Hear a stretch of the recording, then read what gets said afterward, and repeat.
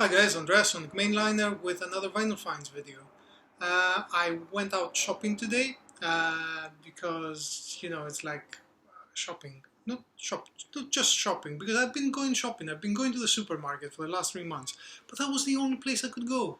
And the shops, like general shops, opened up on the 15th, so that was Monday here in the UK. And what did I do? What was the first thing I did? I went record shopping.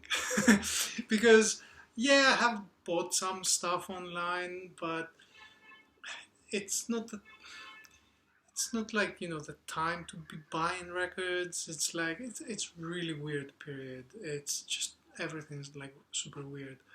But I did go, and I got some stuff, and I'm going to show you them, and along with some other things that I bought previously as well, potentially, maybe, I don't know, we'll see.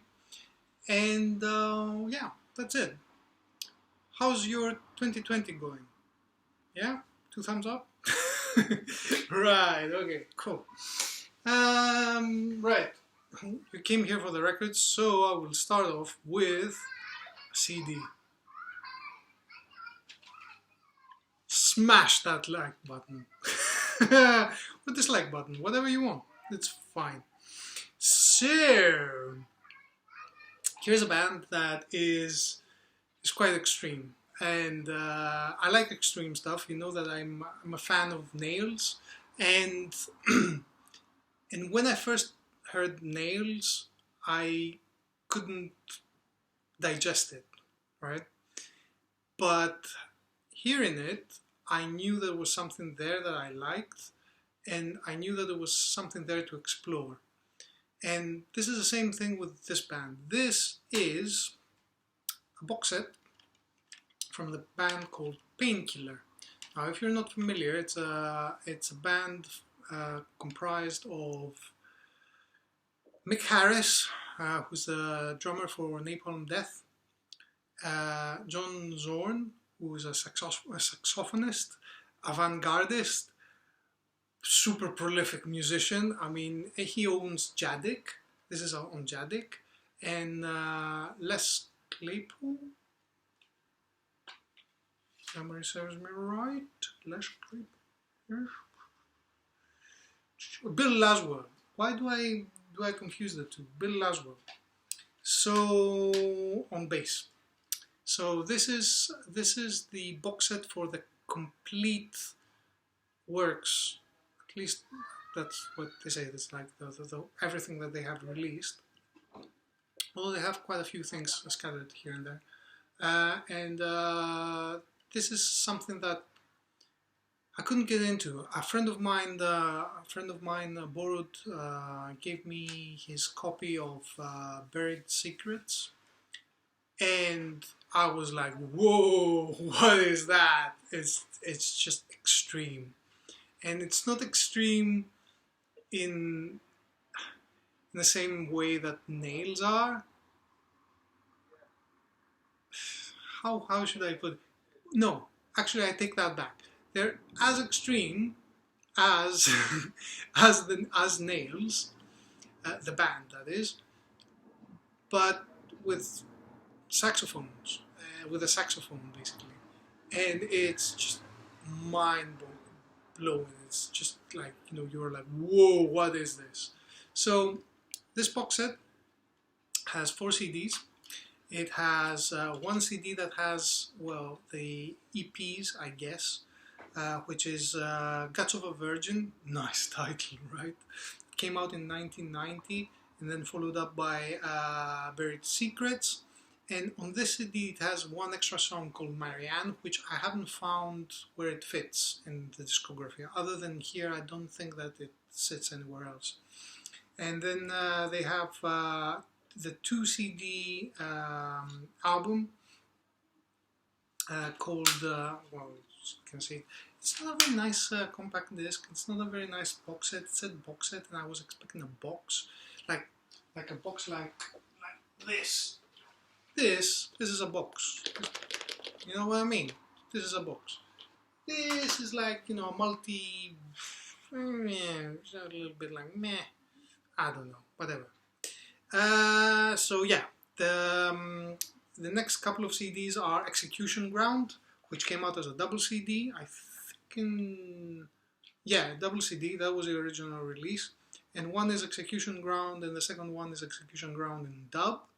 And the final one is Live in Osaka or something. Live somewhere in Osaka. I remember it correctly. And it's a live recording, and I think that they have like Mike Patton playing here on the live one, maybe Fred Frith, I can't remember. Anyway, got this. I had it in the want list for at least, well, for more than a year, I would say, because I kept revisiting it on Spotify, and it was like every single time, it was like, oh, this is not the time, oh, this is not the time. Eventually clicked, and it would, because I have an affinity for extreme music. And yeah, I wanted to buy it. And then I found that there was a box set, and I was like, you know what, I'm going for that one. But it was too expensive on, it was too expensive. I think it was like £50 on, 55 pounds on Amazon. And I wanted to buy something else, and I was like, yeah, next month, blah, blah, whatever. It wasn't available. Then there was a seller that was selling it for like, I don't know, £200 or whatever. I was like, you know what, screw that. And then I ordered it again 4 months ago from a seller that is affiliated with, it's like from other sources kind of thing. It never arrived, or it was never sent. I don't know whatever happened. And 4 weeks ago or something like that, I don't know, I don't remember the timeline. It's been a while. 3 weeks ago or thereabouts, a seller came out and it was selling this for £30. And I was like, you know what, screw this, I'm getting it regardless. I don't care. I'm getting this because I know that I will not find it on a better price. And yeah, I mean, take it as, musically, you may like it or you may not like it. Chances are you probably won't, but it is an important document. It is John Zorn, and John Zorn has done like many out there stuff. Let's just call it out there, right? But yeah, I'm very happy to have this. Speaking of extreme music, and one of the record shops that I visited this morning was Crypt of the Wizard, which is the only, to my knowledge, and I think that probably is the only, heavy metal record shop in London. Yes, you heard me right. There aren't purely heavy metal record shops in London. It's unbelievable. I does not compute in my mind, but there you have it. Yeah, it's the only one that in existence, to my knowledge. There are record shops that you can find metal. Because all record shops here in London, they're like, oh yeah, we have a little bit of jazz, we have a little bit of indie, we have a little bit of dance music, we have a little bit of metal, but being pure metal and like, delving in the genre, nobody does that. Everybody has a little bit of everything, and that's how it works here, I guess. I'm not used to that kind of logic, but there you go. And I had pre-ordered before the lockdown this record. Now, this is Winter. This is a New York band that released a demo and CD. I don't recall what kind of format it was. Back in the 90s. And they are proto kind of sludge, doom metal. It has been reissued since. One of the reissues that came out was from Southern Lord in 2011, and I remember I had it in my want list at the time, but you know, it sold out, and then copies were too expensive, so I just left it. And because I could find it on Spotify, and then I couldn't find it on Spotify. Because that's what happens with Spotify. You find something and like, oh yeah, this is really good and it's rare, and I can listen to it at least even if I don't have the you know, physical medium. And then it disappears, and it's like, nope, it's not available. Which is good news, by the way. If that happens to you, that means that that release is going to be reissued, and this is the case. So Svart decided to reissue this this album. And this is the limited reissue, the silver one, and it's a box set. Well, it's kind of a box set. It's not very thick or anything, but it is a box set, and it contains 2 LPs. One is, well, it's exactly the same as you can see. It's the Winter album, the Into Darkness, I think. Yes, Into Darkness. And it also contains the demo, which is this one. Such a cool. This cover is so cool. It's way cool. And yeah, Swart did a really nice job. They have a booklet which has flyers from the gigs that they did. It looks so way cool. I mean, you know, cool in a metal kind of way. Look at this. Yeah. Jeez. You know, if I saw a flyer like this, I'd definitely go. It would be like, yep, I'm going. I am definitely going. Look at that. Look at that. Anyway, yeah, this is the silver one. There's a plain black one, and it's available. And I was very surprised to find this one on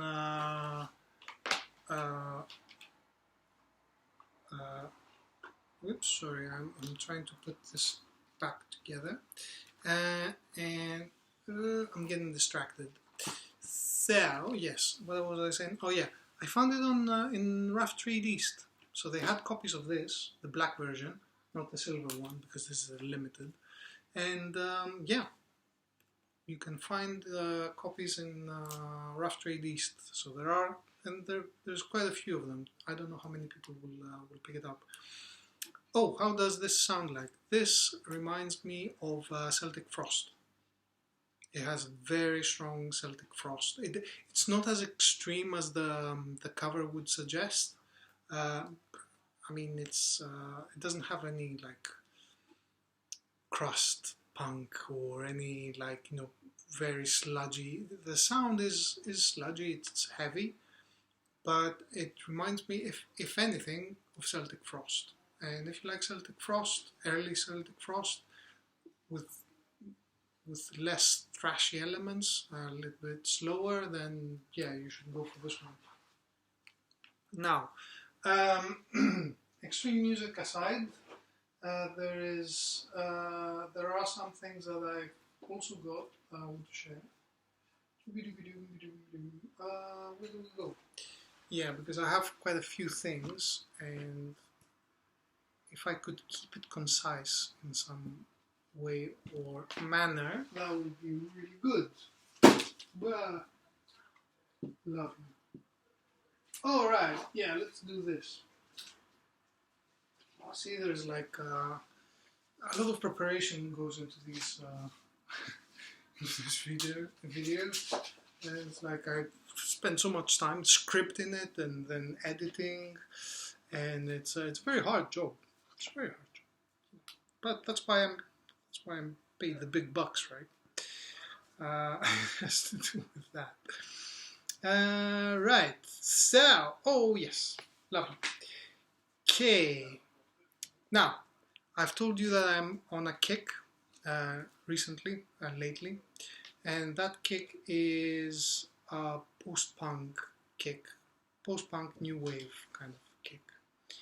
And and the records I'm going to show you are post-punk new wave stuff. Right. Where do I begin? Right. I will begin with the latest release. Now, this is a new album. There has been a major revival when it comes to sort of synthy stuff and new wavy and post-punky and all that kind of thing. And I get it. And I get it because I like it personally. And it's way cool music. So yeah, there's a lot of people that are trying to emulate that kind of thing. And it's it's easy to follow. There are very specific sort of guidelines to make that type of music, but its simplicity, I think, masks the fact that you need to get it right.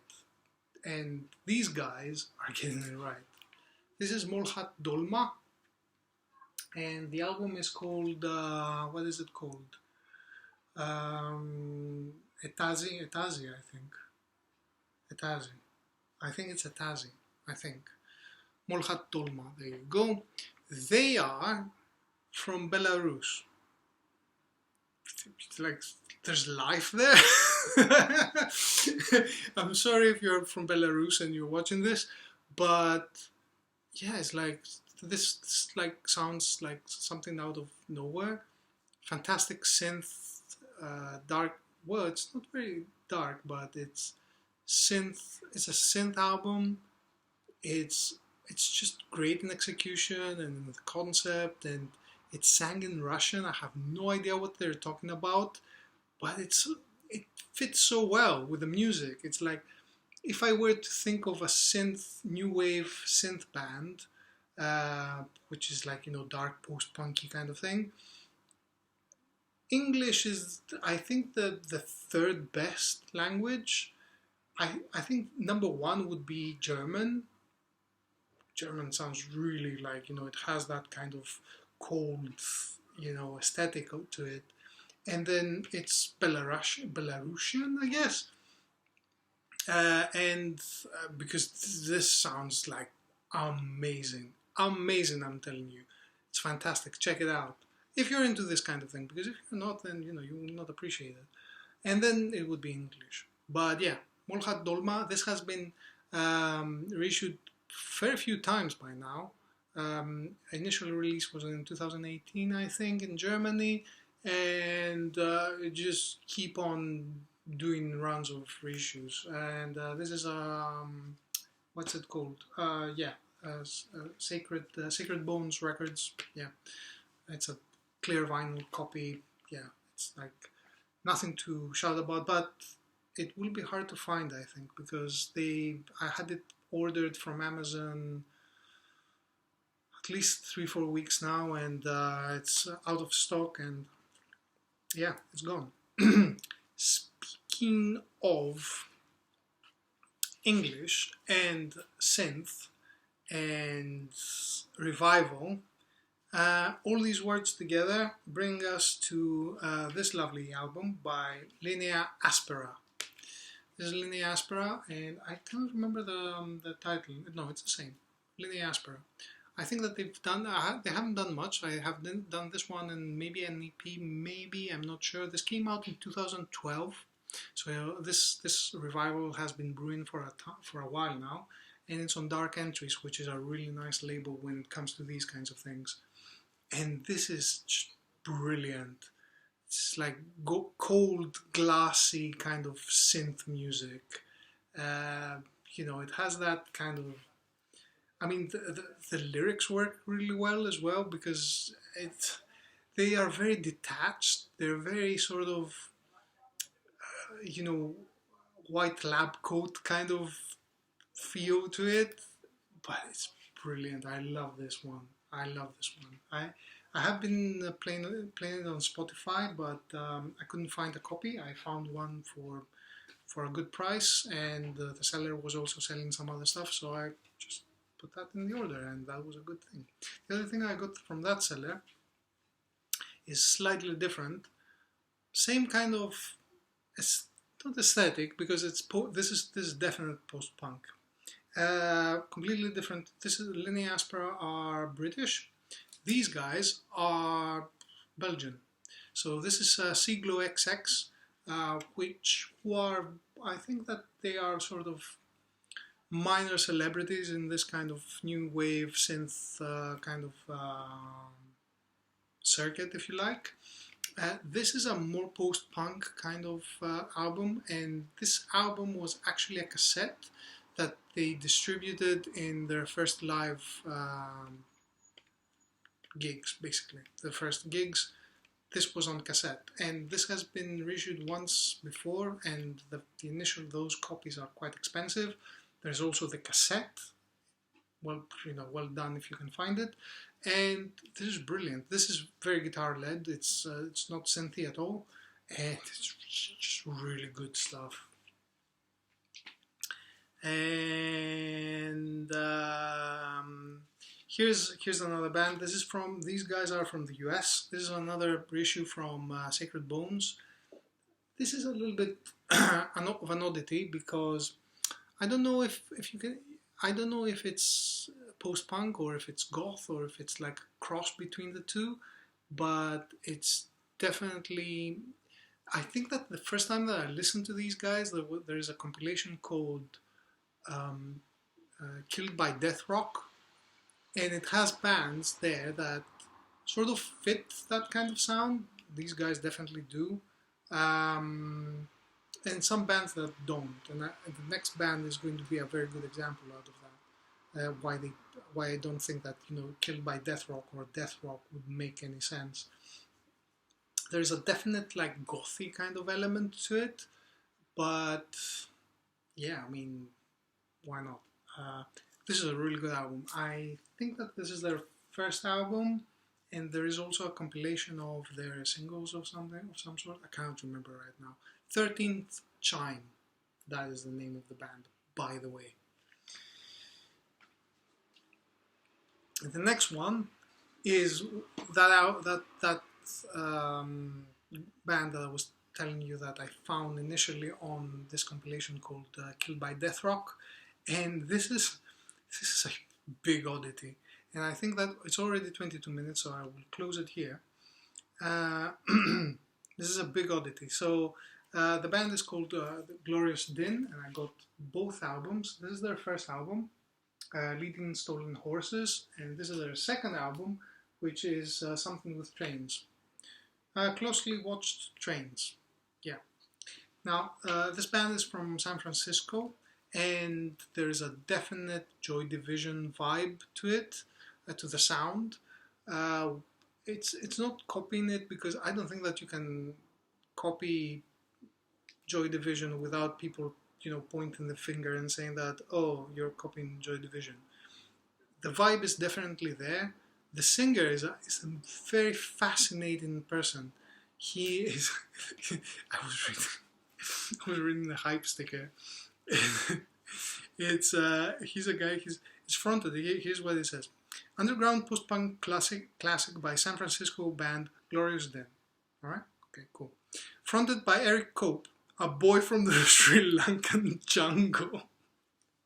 What? From the Sri Lanka. It's like, look, I have a friend. He's from Sri Lanka, right? I've known him for it never occurred to me that he came from the jungle. It's like, what the fuck? It is from the jungle of Sri Lanka. Anyway, I read this guy's story, Eric Cope. It's not his original name. He changed it in the US. It's a fascinating story. And he's a fascinating character in general. And these two albums are really, really, really good. If I were to choose one of the two, I would go with this one, which is Leading Stolen Horses. But both are really good. Both are really good. And the guy has that kind of Joy Division vibe to him. The sound, this is a lot more guitar-led, and it's a little bit more, I don't know. I mean, both are really good, but this is a little bit rawer, I think. The guitars are a little bit more laid back in this one. So yeah, Glorious Din, fantastic post-punk from San Francisco, fronted by a guy that came out of the jungles of Sri Lanka. Jesus. This, I don't know. It just that yeah, the chunk. Just say that he came from Sri Lanka. I mean, you know, it's like, yeah, he's just a regular guy. It's like, I don't know.